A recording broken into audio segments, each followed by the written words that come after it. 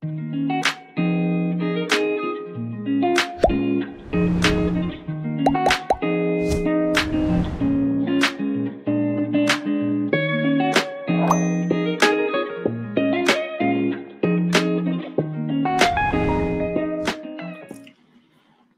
dia, meus queridos e minhas queridas, tudo bem com vocês?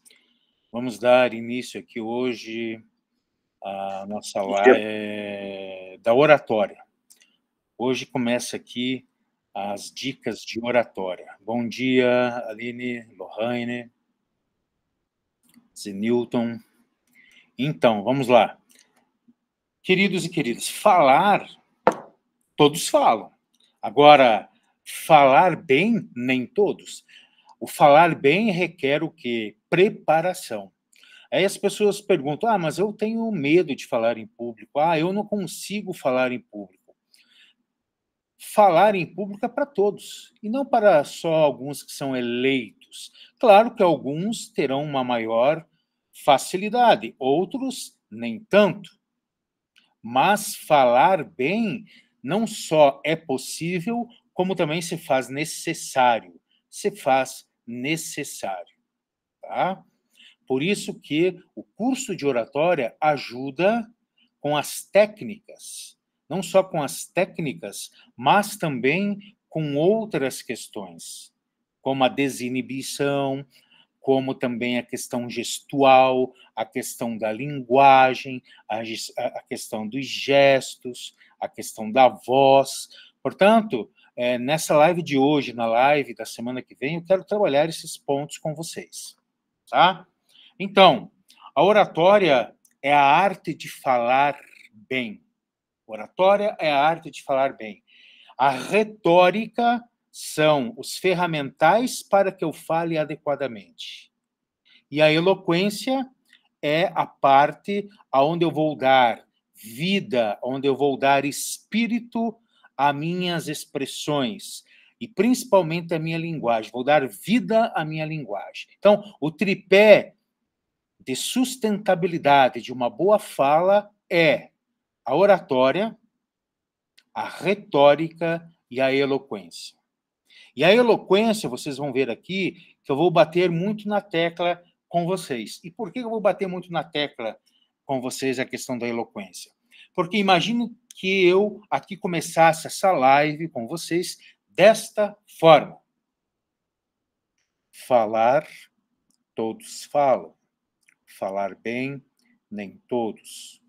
Portanto, veremos que a importância da fala é para todos, embora alguns... Quer dizer, isso é uma fala sem eloquência. A fala com eloquência é dar o espírito aos sons que saem da nossa dicção, da nossa boca. Portanto, eu também aqui vou trabalhar com vocês o quê? Vou trabalhar com vocês exercícios de dicção. Na próxima aula eu vou passar aqui exercícios de dicção, para que a gente melhore a arcada dentária e que, portanto, a nossa voz saia para fora e não fique presa ou somente entre os lábios e os dentes. Ela tem que sair para fora, ela tem que ser lançada. Este é o grande desafio. Então, cada um que aqui está dentro dessa sala virtual, cada um de nós tem um modo de falar, um modo de se expressar. Mas nem sempre esse modo de falar, esse modo de expressar, ele é o mais adequado. Daí a necessidade, então, de treinarmos, a necessidade de fazermos um curso de oratória. Certo? No campus de Ceilândia, semestre passado, eu fiz um curso. Foi excelente, presencial. Depois a gente pode pensar em um curso presencial para os próximos semestres. Vamos lá. A oratória ela surge na Grécia Antiga, principalmente num recinto privilegiado da fala, que era a praça pública.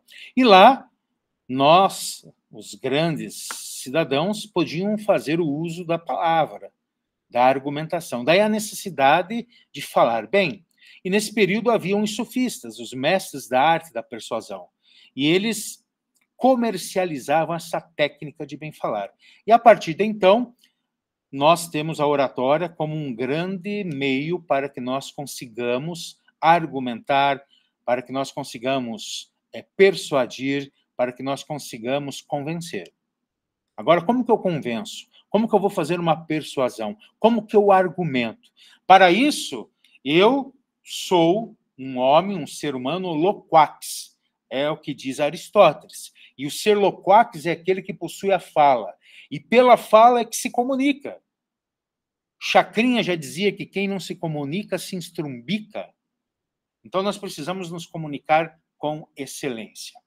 Para tanto, eu sempre costumo trabalhar algumas questões. Então, vamos lá. Uma primeira grande questão para a questão, uma primeira questão para a questão da oratória é a fala, é a voz. Como é a minha voz? Minha voz é trabalhada ou a minha voz é de taquara rachada?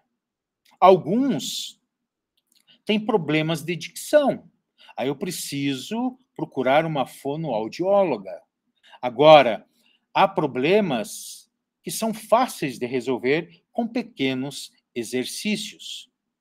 Um exercício que eu vou passar a vocês na aula passada é o destrava-língua, onde eu vou passar uma lista de exercícios a vocês para melhorar a nossa dicção com várias palavras. E não basta somente pronunciar as palavras, eu tenho que pronunciá-las bem. E aí que eu vou colocar um objeto entre a minha boca, uma bala, aqui entre os dentes. Vou colocar uma bala, uma tampa de caneta, para que, de fato, eu force a minha fala e eu force a minha arcada dentária para que eu venha falar adequadamente.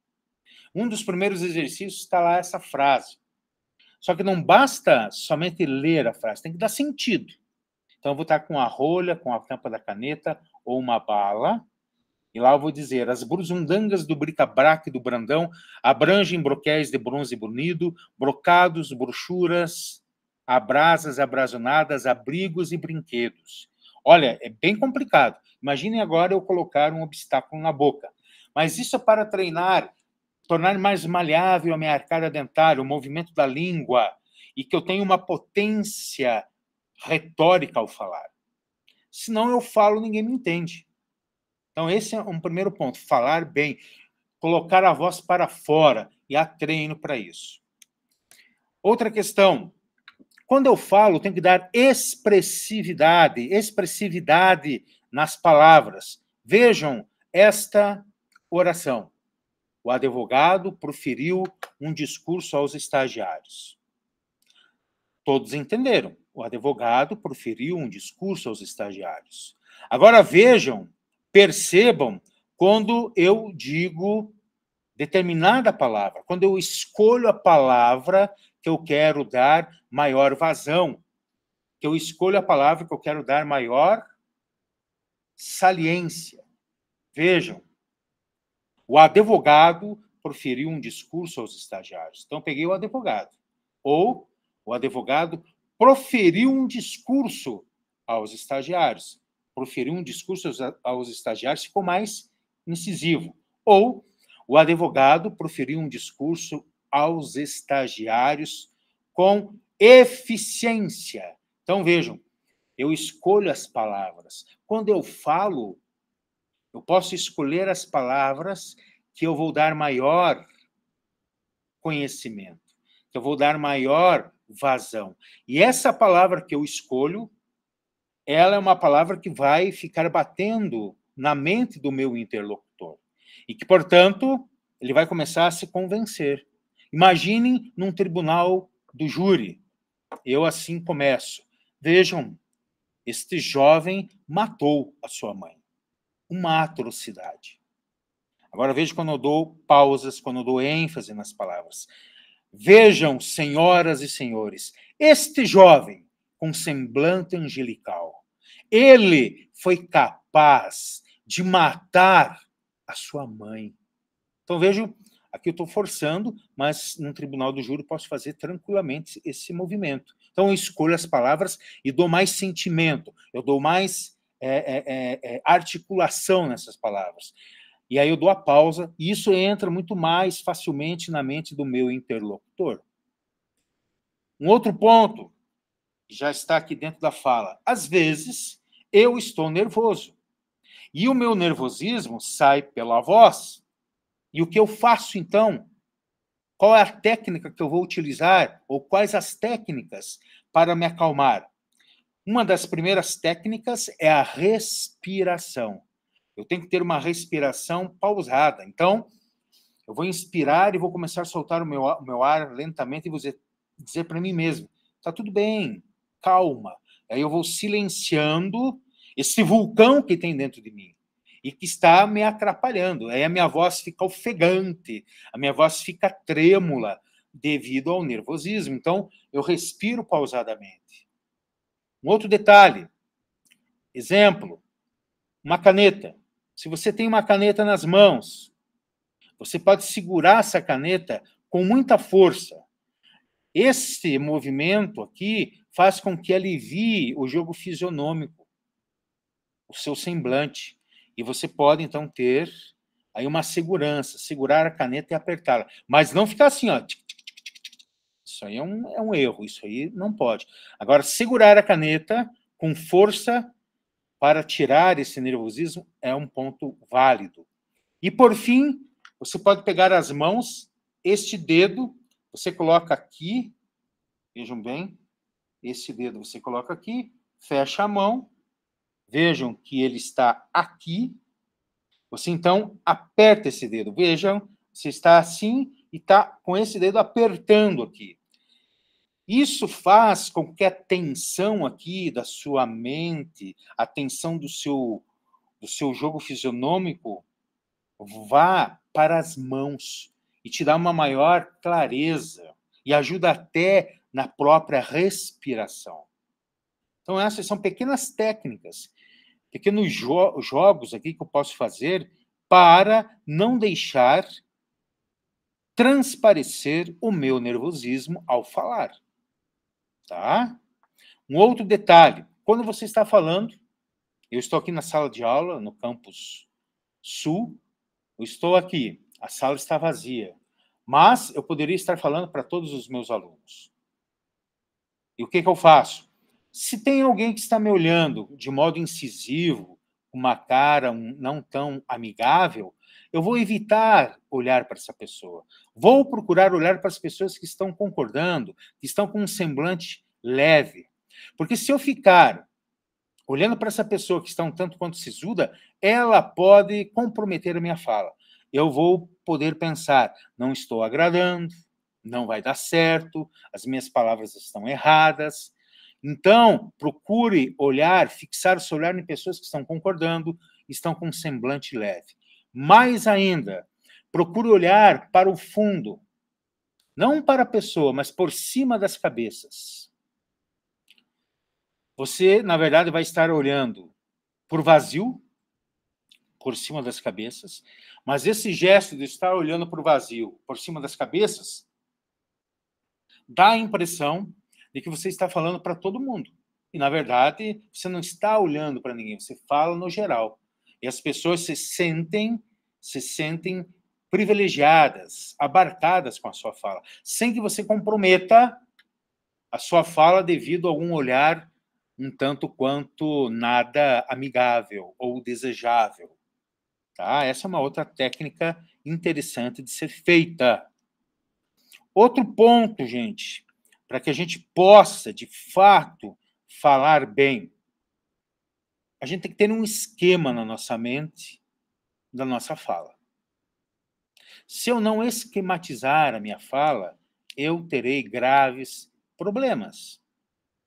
E nós aqui podemos falar de dois modos de esquematizar a nossa fala. O discurso completo e o discurso de improviso. O discurso de improviso é para aqueles momentos que nos chamam. Estamos aí no curso de Direito.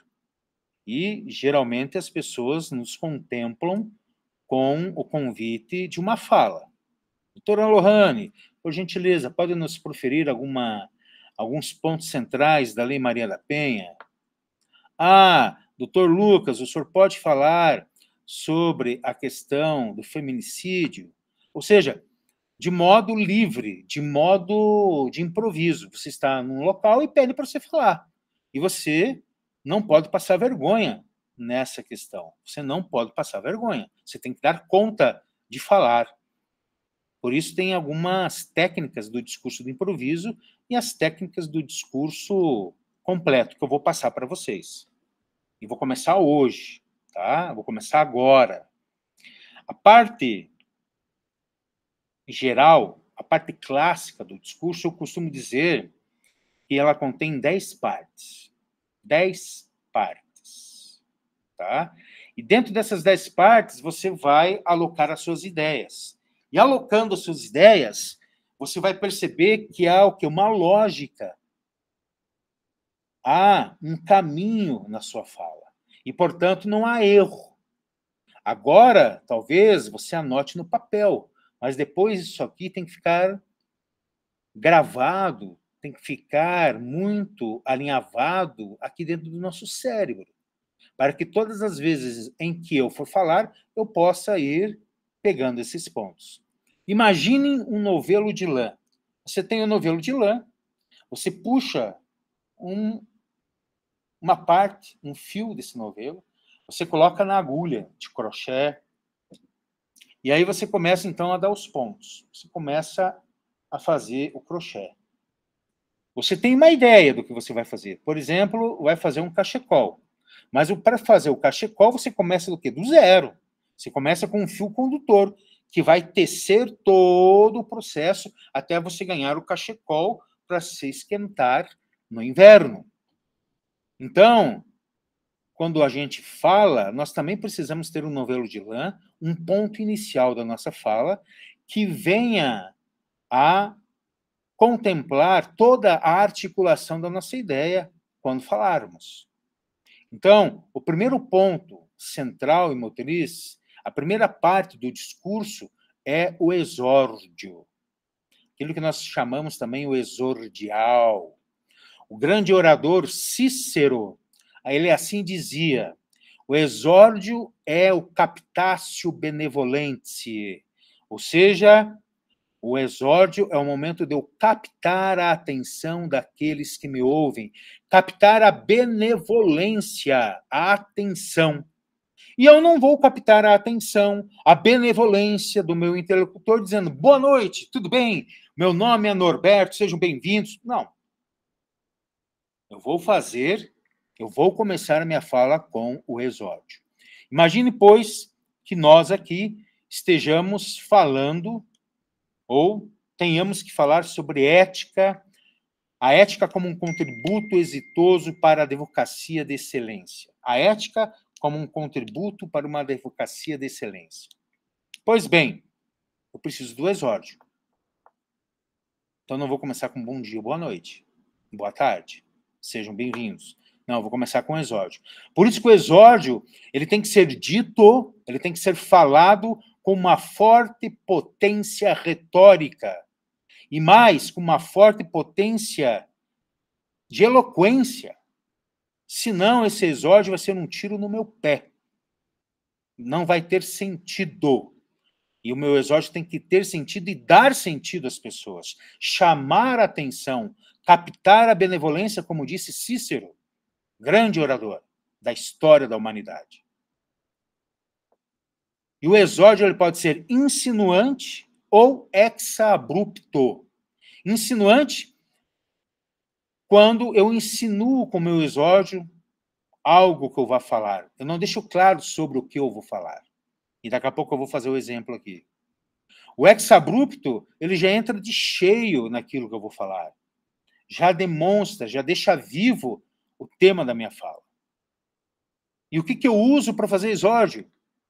Sentenças, máximas de pensadores da filosofia, da literatura, da religião, doutrinadores. Porque eu tenho que chamar atenção. E o exórdio ele tem que ser breve, objetivo, claro, provocativo. O exórdio, ou melhor, no exórdio, você não explica nada. Você não desenvolve nada. Você só chama a atenção das pessoas para que fiquem presas à sua fala e às suas ideias. Então, vejam bem, o nosso discurso aqui, a ética como um contributo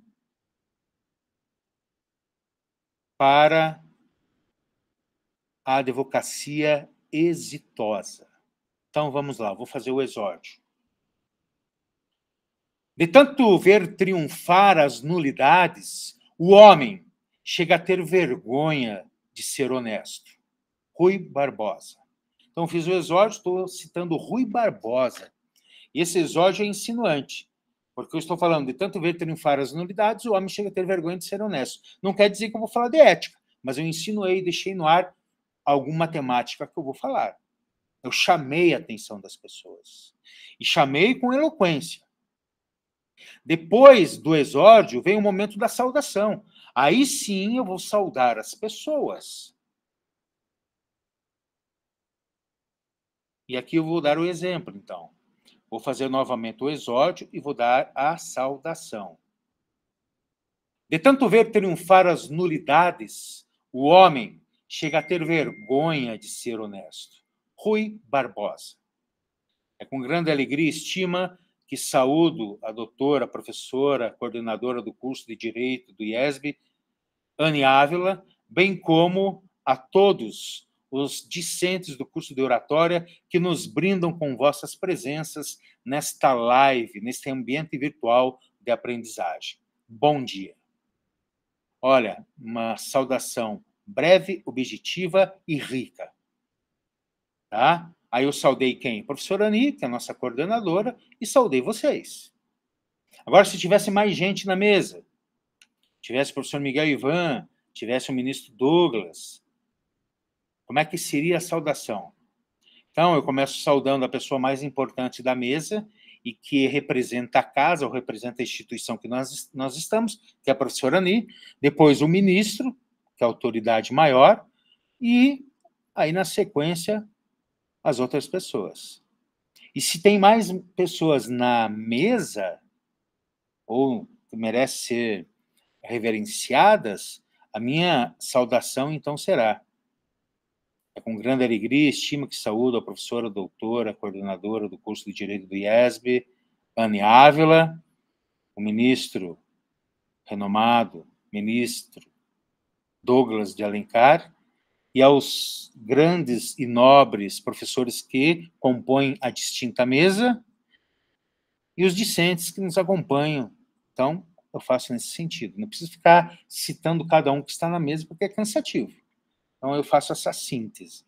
Tá? Então, exórdio, e aí a saudação. Vocês compreenderam o que é o exórdio, o que é uma saudação?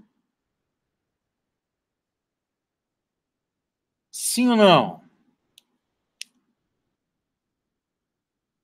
Beleza. Zenilton, Aline, Lucas. Lucas não entendeu. Lucas, por gentileza, digite aí, ou abra o seu microfone e me diga o que você não entendeu.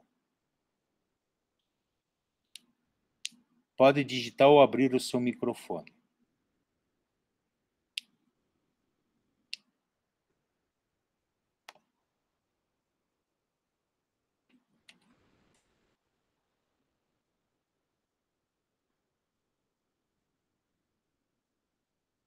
Ah, tá. Tudo bem, então, Lucas. Valeu. Obrigado. Tranquilo. Então, meus queridos, vejam aqui, ó, que quando a gente fala em oratória, é complexo. E ninguém sabe falar com excelência repentinamente. Alguns têm um dom, mas tudo é aprendido. Ok?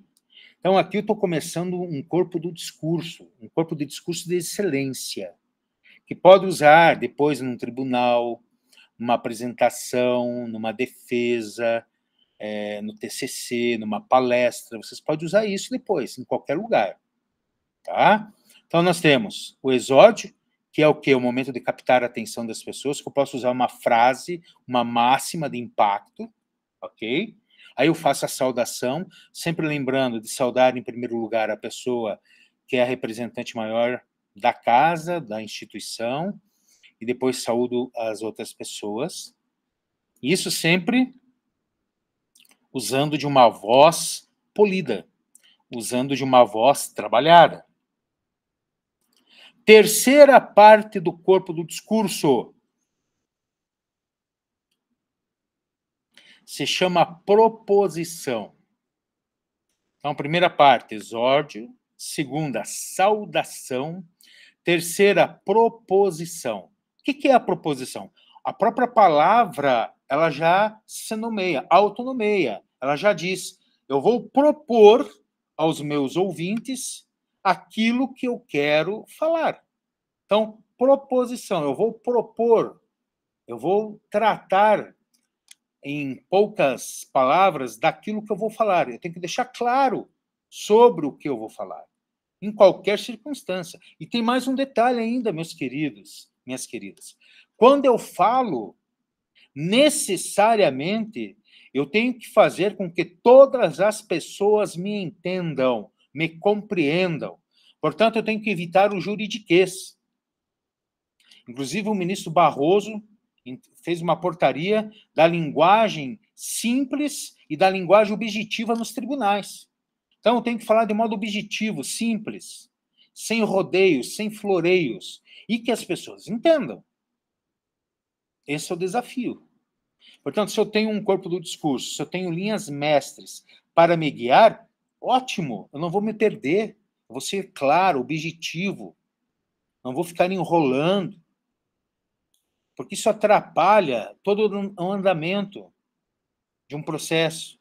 Isso é não só na fala, como na escrita também. Tá? Nas minhas petições. Tem que ter clareza. Se eu apresento lá 50 páginas, eu fico enrolando nessas 50 páginas, o juiz vai ler, ele já sabe de muitas das questões. Ele já sabe da jurisprudência. Eu tenho que fazer um apanhado geral e eu tenho que convencer ele. Senão ele nem vai ler, não vai ter gosto de leitura. Quiçá de me ouvir. Então nós temos que cuidar. Por isso a linguagem simples, a linguagem objetiva. Tá? Vocês até podem procurar aí na internet essa portaria do ministro Barroso. Tá? Inclusive, os tribunais estão ganhando certificados quando estão utilizando dessa linguagem simples e objetiva no direito. Tá? Então, a proposição, eu vou propor o meu tema. Então, vejam bem, vou começar do zero, vou fazer o exórdio, vou fazer a saudação e a proposição para vocês verem e perceberem. Vocês provavelmente devem estar falando aí, isso não dá certo. Eu não vou fazer, não vou conseguir.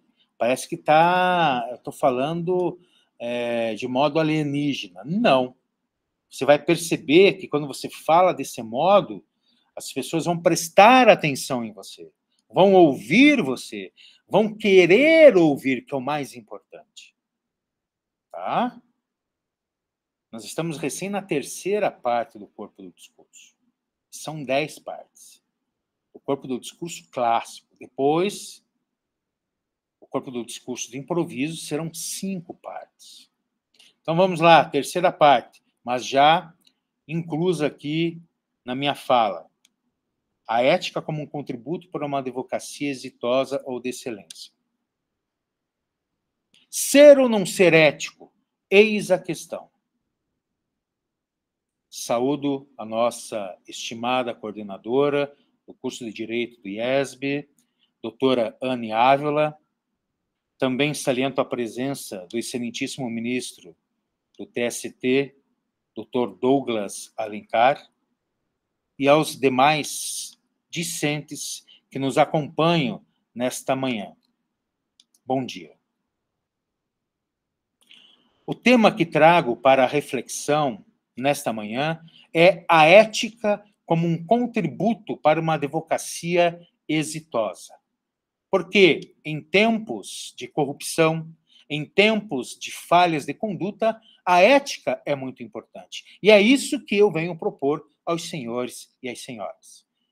Pronto, fiz a minha proposição, lancei. Então vejo que não é difícil, não é complicado. Isso aqui vai começar a mostrar a clareza do seu discurso, a clareza na sua fala, que você está preparado, que a sua fala tem um começo, um meio e um fim, através dessas 10 partes do corpo do discurso. Vocês estão anotando o que eu estou dizendo, meus queridos, queridas? Só coloca um ok aí, um sim, um joinha. Só a Jacira está anotando. A Lohane. Vocês estão com alguma dúvida até aqui? Exórdio, saudação, proposição, tudo ok? Vocês são todos do campus oeste? Ou são aqui da sul também? Eu sou da sul. Thaís. Lohane Oeste. Tá. Muito bem. Oeste. Muito bem, meus queridos. Então, continuemos aqui com o nosso corpo do discurso para uma fala bendita e não maldita, né? Bendita e não maldita. Então, vejam bem, depois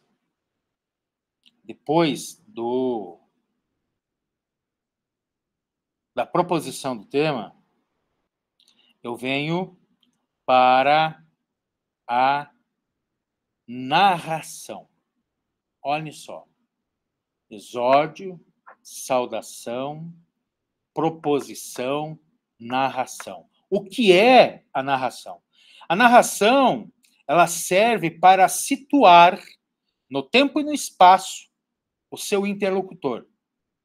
E o que quer dizer situar no tempo e no espaço? É o Zeitgeist, espírito do tempo. Você está falando sobre ética, você está falando sobre a advocacia e você está falando sobre êxito. A advocacia, a oratória, a ética, será que elas são bem compreendidas na atualidade?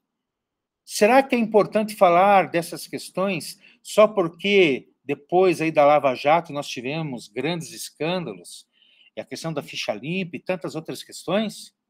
Por que é importante falar de ética, do direito, do direito exitoso? Então eu tenho que situar o meu ouvinte, o meu interlocutor no tempo e no espaço. E é importante que eu centralize a minha temática dentro da história, que eu deixe claro, que eu normalize isso para o meu interlocutor, para que ele entenda de fato as coisas. Então eu vou fazer novamente exórdio, saudação, proposição e narração, para vocês começarem a ver a beleza que é um discurso bem feito. As palavras benditas, e não as palavras malditas, sem começo, meio e fim, perdidas no tempo e no espaço. Vocês vejam que eu estou mudando o exórdio a cada vez que eu faço, tá?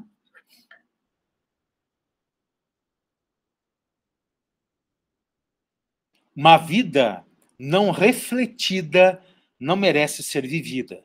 Sócrates.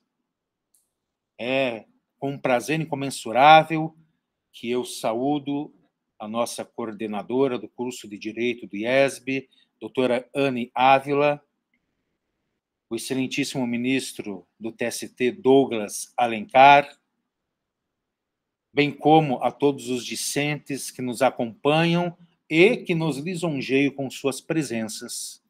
Bom dia. A minha proposição, a minha temática é a ética como um contributo para uma advocacia exitosa.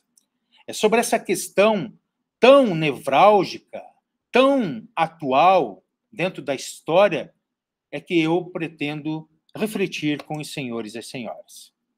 Porém, devemos situar no tempo e no espaço a ética e o êxito.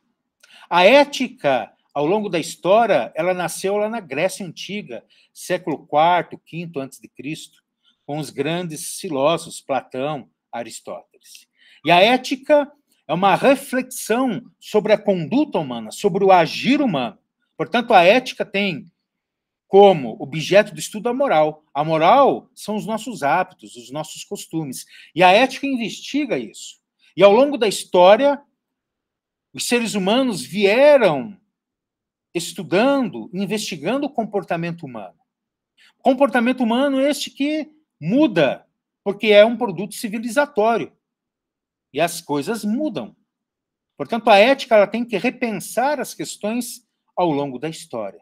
Daí a importância de percebermos que a ética não é algo do passado, mas é algo do presente e do futuro.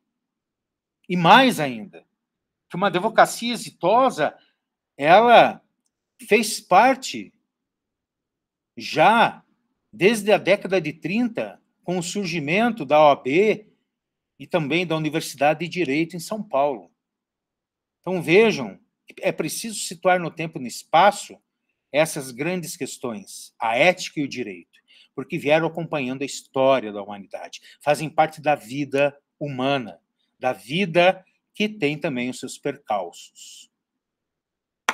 Ponto. Fiz a minha narração, situei no tempo e no espaço um pouco, organizei a fala, para que a pessoa entenda depois o que eu vou dizer.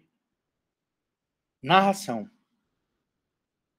Então, vejam bem, eu estou no exórdio, saudação, proposição, narração. Então, a gente já viu aqui 4 partes do corpo do discurso. Corpo do discurso clássico, que eu posso usar em qualquer lugar. Já ouvi muitos alunos do direito me indagando. Professor, eu posso usar isso numa sustentação oral, num tribunal? Claro que pode, porque isso aqui não é fugir da liturgia do jurídico. Isso aqui é algo respeitoso, isso aqui é algo inteligível, isso aqui é algo maestral e que vai chamar a atenção das pessoas. Só que você tem que ser claro, você tem que ser objetivo. Senão, você vai falar e as pessoas não vão te entender. E é por isso que eu aqui que estou passando esse corpo do discurso a vocês, eu peço que mais à frente, deixe passar essa semana de provas, IP3, que você possa construir aí um seu discurso. Coloque na escrita para desenvolver essas ideias. Reveja essas aulas aqui de hoje e da semana que vem, que vai estar aí no link. Anote as questões. Depois eu vou deixar um exercício para vocês. Eu vou pedir para o Gabriel, na semana que vem, colocar na tela para a gente ver como é que faz esses exercícios e que a gente possa executar. Porque eu sempre digo assim, água mole em pedra dura, tanto bate até que fura. E Aristóteles, que é o grande filósofo da humanidade, ele vai dizer o quê? A repetição é a mãe da sabedoria, é a mãe do estudo. A repetição. Quanto mais eu repito, quanto mais eu treino, quanto mais disciplina eu tenho nesse sentido, maior êxito eu terei. E eu tenho que acreditar. Inclusive, meus queridos e minhas queridas, é importante eu ir ao espelho, me olhar quando eu estou falando, quando eu estou fazendo essa parte do corpo do discurso. Me olhar. Qual é o meu semblante? Meu semblante é sisudo? Meu semblante é sempre dando risada? Não, eu tenho que equilibrar, inclusive, o meu semblante. Posso dar um sorriso, mas sempre tem que ter a respeitabilidade. Lembrando que os senhores e as senhoras serão grandes operadores do direito. Advogados, advogadas, promotores, juristas, quiçá aí desembargadores, desembargadoras, ministros, ministras, terão o seu escritório de advocacia, e você é o seu cartão de visita. Portanto, se você não tem uma fala de impacto, se você não tem um discurso que venha a conclamar as pessoas, você vai ter muita dificuldade nos tribunais, nas sustentações, no trato com o cliente. É muito importante. E o cliente quer o quê? Aquele que te ouve quer o quê? Clareza, entendimento. Essa é a grande tarefa que você vai ter. Então, a gente está aqui, está vendo esses pontos. Exórdio, saudação, proposição, narração. Vamos agora para o quinto, que é a divisão do tema. E o que é divisão do tema? Vocês já viram que quando vocês abrem um livro, lá tem o índice, que serve para orientar a pessoa que está com o livro a procurar o que ela quer e saber onde está os pontos centrais que ela procura? Então, assim, a divisão do tema no discurso é o momento de você deixar claro o caminho que você vai percorrer para defender essas questões. E eu digo que não passe de 3 pontos, senão vai se tornar muito pesado, evasivo. Então, o ideal é de você dividir o tema em 3 partes. E lembrando que essas 3 partes serão trabalhadas posteriormente lá no argumento. O argumento é a espinha dorsal de uma fala, de um discurso. E é lá no argumento que você vai trabalhar com esses temas agora que você vai dividir aqui, depois da narração. Tá? Então, eu agora não vou fazer o exórdio, saudação, a proposição, a narração, mas eu vou fazer já direto a divisão, até pelo adiantar da hora, que é 10 para o meio-dia. Então, divisão do tema. Eu vou fazer assim. Para o bom entendimento da minha preleção, ou seja, preleção é fala, tá? Então, para o bom entendimento da minha preleção, eu dividi-la-ei em 3 partes centrais e motrizes. Primeira, o que é ética? Segundo, o que é ter êxito? E terceiro, por que a ética e o êxito fazem parte da advocacia? Então, veja bem, eu elenquei 3 pontos. Esses 3 pontos, depois eu vou fazer lá no meu argumento, eu vou desenvolvê-los, tá? Eu vou desenvolvê-los. Esta é a ideia. Entenderam até aqui, meus queridos? Está ficando claro? Estou falando muito rápido? Está sendo inteligível? O ideal era nós treinarmos, né? O que não pode fazer aqui no online, é mais complexo. No presencial, a gente treina.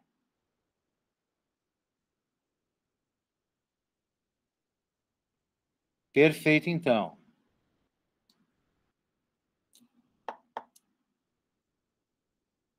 Lohane. Até você escreveu aí, Lohane, agora, né? Escreva aí no chat, nossa, quais são as partes do corpo do discurso clássico que nós trabalhamos até agora? Pode digitar aí e mandar aqui.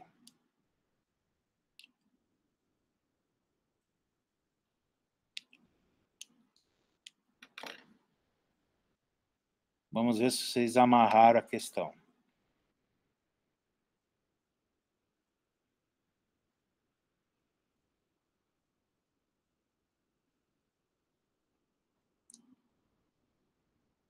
Ou se alguém quiser também ajudar a Lohane, pode coloquem no chat as 5 partes do corpo do discurso que eu trabalhei até agora. Quero ver se vocês conseguiram anotar e marcar. Ninguém ainda? Vamos, gente. Coragem, ânimo. Muito bem. Exórdio. Depois, saudação.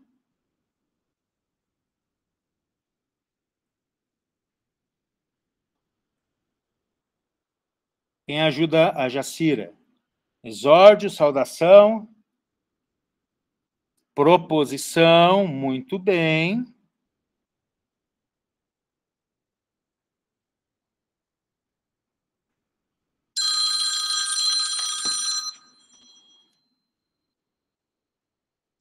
Depois da proposição vem o quê? Que é situar no tempo e no espaço. Não? Depois da vem a narração, perfeito, e a divisão do tema. Então, ó, exórdio, saudação, proposição, narração, divisão do tema. Perfeito! Essas foram as 5 partes que eu trabalhei com vocês hoje. Então, eu agora vou deixar como tarefa que vocês construam um pequeno discurso rápido, colocando o exórdio, saudando aí a professora Ani, professor Douglas, eu e os colegas, aí faço a proposição, a narração e a divisão do tema. Mas isso vocês vão fazer ao vivo e a cores semana que vem. Vocês vão ligar aí o microfone de vocês, não precisa ligar a câmera, vai ligar o microfone e vai procurar fazer isso aqui, só para mim ver como é que foi. E aí a gente vai dar sequência ao restante. Ok? Senhores e senhoras? Ficou claro? Muito bem. Queiram-me bem, porque não custa nada. Coragem e ânimo nessa reta final aí do semestre. E venham para a aula da semana que vem, para a gente amarrar esse corpo do discurso clássico, irmos para o corpo do discurso do improviso. E mais algumas técnicas, ok? Forte abraço, fique bem. Uma excelente semana a todos e a todas.